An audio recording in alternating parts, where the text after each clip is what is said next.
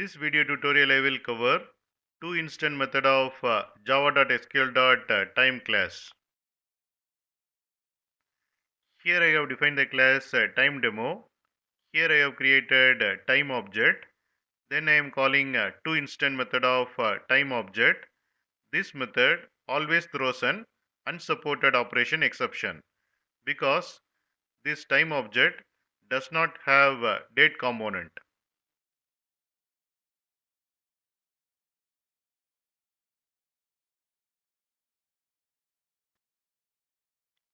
You can find source code for each example in my blog, and you can find a playlist for each topic in this playlist link. From this video description, you can get these links. Please check the description of this video.